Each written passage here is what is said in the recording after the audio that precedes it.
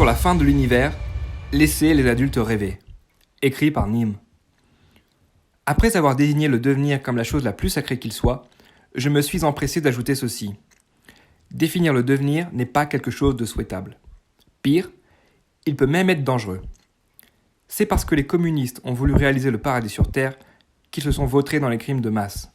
C'est aussi parce que les nazis ont borné le devenir à l'avènement qu'ils voyaient comme un retour de la race aryenne qu'ils se sont eux aussi livrés à des atrocités. Définir un devenir pousse à vouloir le hâter par tous les moyens. C'est en cela que j'aime le libéralisme, car il ne se donne pas pour autre but que créer les conditions de coopération juridique les plus justes possibles, mais il laisse à chacun le soin de se doter de son propre objectif et de sa propre morale. Et si je peux m'attrister et même m'inquiéter de voir tant d'Européens se donner des buts purement matériels si bas, c'est parce que je me dis que c'est autant de potentiel gâché à cause d'une vision du monde trop pauvre. C'est pourtant très humain de vouloir se donner un cap, et ce n'est pas un problème en soi tant qu'il n'est pas perçu comme le but ultime du sens de la vie. Ainsi, Elon Musk va par exemple se donner pour but de sa vie, et non de la vie, de rendre l'espèce humaine multiplanétaire. Ce qui est nécessaire et stimulant. L'être humain va alors pouvoir gérer de mieux en mieux l'énergie à sa portée et devenir in fine une civilisation galactique puis intergalactique. Mais après, cela ne définit toujours pas pourquoi on le ferait et quelle serait la fin de tout cela. Je trouve par là même dommage qu'Harari ait choisi d'appeler son homme augmenté Homo Deus. Cette déification sonnant comme une fin, alors qu'elle ne peut être qu'une étape du devenir. L'homme ne deviendra un démiurge que lorsqu'il pourra créer un univers lui-même.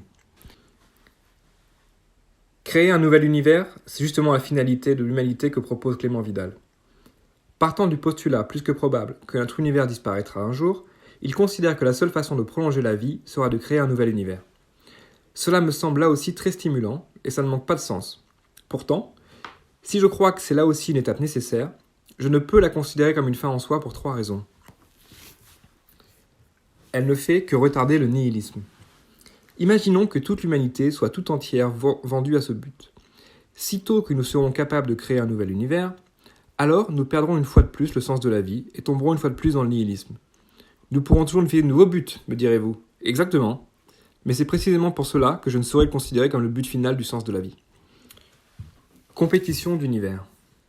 Aussi, si nous parvenons à créer un nouvel univers, peut-être désirerons-nous créer le nôtre à l'identique, mais peut-être serons-nous tentés au contraire d'expérimenter de nouvelles règles. Ces univers pourraient alors entrer en une compétition aboutissant à une sélection naturelle à l'échelle cosmique.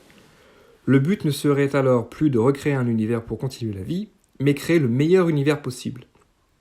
Cet univers porterait alors en lui, en germe, les conditions pour que son développement favorise par la suite l'avènement d'univers encore meilleurs.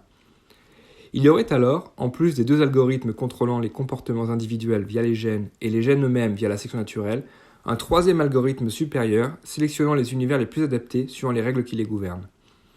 Autrement dit, si les individus, via leurs gènes, sont soumis à un algorithme influençant leur comportement afin de les orienter vers la reproduction et de créer de nouvelles instances d'individus qui seront le signal de renforcement d'un second algorithme qui va sélectionner les meilleures combinaisons de gènes via la sélection naturelle, le principe lui-même de l'évolution pourrait être intimement lié à un 3e algorithme qui sélectionnera les meilleurs univers disposant des lois les plus adaptées. On pourrait alors l'appeler la sélection cosmique, qui n'est pas soumise aux lois de la nature, mais qui au contraire sélectionne les meilleures lois naturelles. De la même façon que la sélection naturelle sélectionne les individus parvenant à se reproduire, la sélection cosmique sélectionnerait les univers parvenant à engendrer de nouveaux univers avant de disparaître. C'est un point de vue défendu par Lee Smolin, un des fondateurs de la gravitation quantique à boucle, qui émet la théorie de la sélection naturelle cosmologique. Selon lui, l'univers que nous connaissons serait le résultat de l'évolution par mutation d'univers plus anciens. C'est la théorie des univers féconds. Smolin avance qu'un univers pourrait en engendrer un autre lors de la formation d'un trou noir. Le corollaire de cette vision du monde est que notre univers pourrait déjà être soumis à cette compétition et donc disposerait de la possibilité de ne pas être sélectionné par la sélection cosmique. Mais alors, si les nouveaux univers se forment via les trous noirs, quel serait le rôle de l'homme ? Est-ce que son existence serait nécessaire afin de rendre son univers fécond, ou relèverait-elle simplement du hasard, comme un sous-produit de l'évolution cosmique ? De la même façon que les hommes ont des tétons qui ne servent à rien, simplement car ils sont utiles chez la femme pour donner le sein, l'existence de l'homme pourrait n'être que le résultat d'un heureux hasard, non nécessaire, découlant des lois naturelles qui permettent de rendre un univers fécond. Il ne relèverait pas alors de son rôle de participer à la sélection de son univers, et ce ne pourrait être son but final. La raison du paradoxe de Fermi pourrait être alors tout simplement qu'à un certain niveau d'intelligence et de compréhension du monde, on comprend que l'on n'a pas d'impact sur l'échelon supérieur. Maximiser la production d'entropie. Une autre option formulée par Schrödinger dans sa conférence « Qu'est-ce que la vie ?», voit comme rôle de la vie la production d'entropie. Jeremy England, un physicien du MIT, propose lui aussi cette solution. La vie serait la manière la plus efficace de dissiper la chaleur et donc d'augmenter l'entropie. Sur une planète comme la Terre, les atomes et les molécules sont bombardés en permanence par une énergie forte et utilisable, le Soleil. Ceci engendre une situation d'entropie très faible. Naturellement, les atomes vont alors s'organiser pour dissiper l'énergie. Physiquement, la manière la plus efficace de dissiper l'énergie reçue est de se reproduire. En se reproduisant, la matière crée de l'entropie. La première molécule capable d'une telle prouesse, l'ARN, fut la première étape de la vie. Les mécanismes de sélection naturelle favorisant la reproduction ont alors fait le reste. Selon Jeremy England, la vie serait mécaniquement inéluctable pour peu qu'il y ait suffisamment d'énergie. Si la théorie d'England se confirme, cela serait une très mauvaise nouvelle pour l'humanité. Car si le but de la vie est de maximiser l'entropie, alors ce que nous faisons avec la Terre, la consommation à outrance, les guerres, les bombes nucléaires, sont parfaitement logiques. Détruire l'univers le plus vite possible pour en faire une soupe d'atomes serait le sens même de la vie.